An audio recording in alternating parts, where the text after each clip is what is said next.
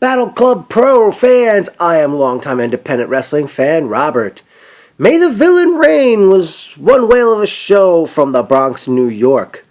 We kick off with the Wrestlers' Laboratory Method to Our Madness event, as the ring announcer announces to the crowd that they will be crowning their first ever Nucleus champion in the future.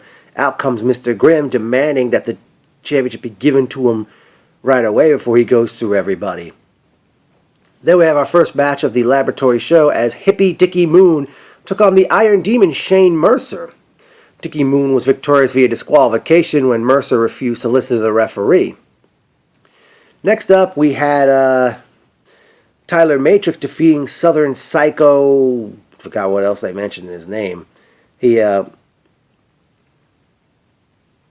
Very impressive was Tyler Matrix. Then we had tag team action as we saw the Diamond Dogs. I didn't quite get their individual names. They came out to Queens. Another one Bites the Dust, and one of them carried a bazooka to the ring. They were victorious in a tag team match over Colossal Mike Law and Jest Neff. Then out comes Mr. Grimm, and he's still demanding that Nucleus Championship be given to him right away. But then all of a sudden out comes Vacant, which was a wrestler dressed in like a plain masked wrestler in a plain outfit, and eventually Mr. Grimm defeated Vacant in a match, and he was ready to put Vacant in the body bag until the 13th floor hit the ring, and they put Mr. Grimm in the body bag and take him back through the curtain. By the way, during this part of the event, during this portion, the laboratory event, we had one memorable quote. Bumblebee! Michael Cologne, when he was referring to the Southern Psycho, I believe it was, due to his outfit. Then we get on with the Battle Club portion of the show, and we kick off big time as we see Impact Wrestling's Moose defeat Ace Romero in a very good matchup. Next, we saw a women's action as Katrin the Clockwork Angel defeated Veda Scott. Very good match by both ladies. Then in tag team action, we saw the Carnies defeat two members of the 13th floor. Then in singles competition, we saw Anthony Bowens defeating Brute Van Slyke. Thanks by virtue of Bowens' victory, Brute Van Slyke is no longer undefeated in Battle Club Pro. As Brute was leaving the ring, Green Machine Mike Orlando's music comes out, and Orlando comes out with Federated's Mr. Martinez, and Orlando bumps into Brute. And we have ourselves an FBW Fibro Wrestling title match as the Man of Steel Mike Verna defeated Green Machine Mike Orlando to retain the championship. And after the match, Orlando claimed there was a controversy on the referee's part, just much as he did back at Battle by the Six, Battle Club Pro's debut back in October when Orlando faced Brute Van Slyke. They go to intermission at that point, and many came out for meet and greet. But then we get back to the action, and it was time for the CPA Invitational, which saw Cooley K, representing hip-hop, defeating CPA, representing Taylor Swift, and Jay George, I guess representing... I don't know what he was representing, but Jay George came out to Rick Astley's Never Gonna Give You Up. But prior to the match getting underway, Chris Payne comes out singing the Backstreet Boys hit I Want It That Way, and inserting himself in a four-way match because Craven Varro, who was going to represent Metal, was unable to appear at the show. But Cooley K was victorious over CPA, Chris Payne, and Jay George. Then all of a sudden, Green Machine Mike Orlando came through the front door and came through the crowd, and he was ready to attack Jay George and CPA, but out comes Brute Van Slyke, and Brute does a number on Jay George and CPA, and then Brute and Orlando are like staring at each other, and then Brute's looking at Mr. Martinez as well, so I don't know what that's telling us. Then up on the screen, they had a video package mentioning about all the Battle Club shows that have been done so far, and then it said on the screen, next stop, and then the Beastie Boys hit No Sleep Till Brooklyn starts playing, and Mike McNicholas and I, we really popped for that announcement. And they announced they will be coming to Brooklyn on Friday, August 11th, and making their Battle Club Pro debut that night will be British Strong Style. Wait, let me phrase that. British Strong Style. I forgot the three gentlemen's solo names, but obviously it must be huge getting them. Up next, we have our second women's match of the night as we see Jordan Grace defeat Mia Yim.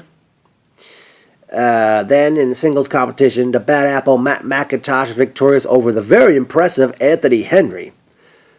I'd like to see more of Anthony Henry in Battle Club, please.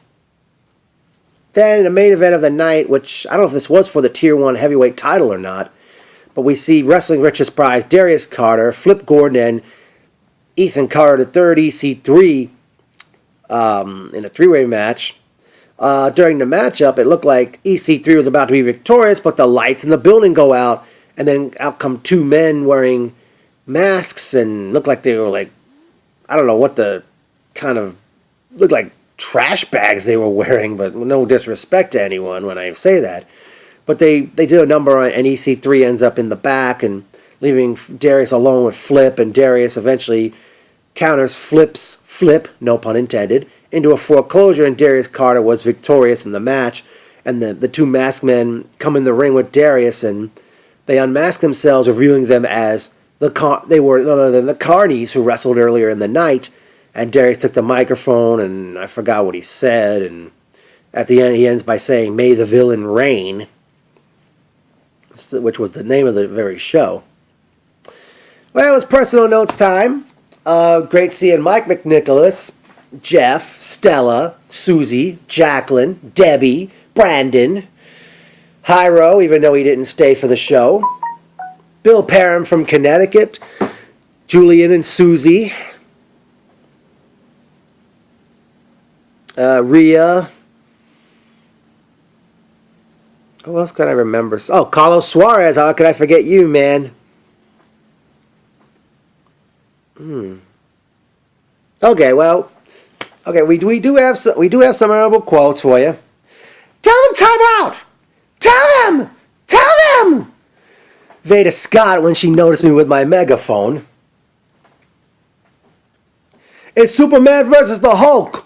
Michael Colon referring to Mike Orlando with his, knowing that you have Mike Verner who comes out to a Superman who's called out Man of Steel, just Superman, and Mike Orlando dressed in green.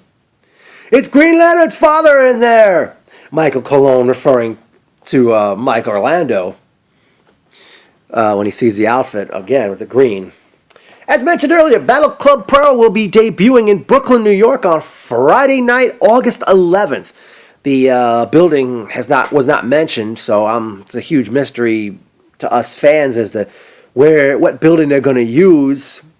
Hopefully a little bigger than the Point in the Bronx, which is held the now first 3 Battle Club events. But on August 11th, I'd like to see Brute Van Slyke one-on-one with Mike Orlando. Let's see other matches I'd like to see.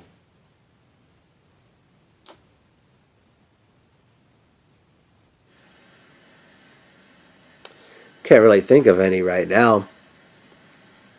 Great seeing Peter Rosado and talking with him after the event was done.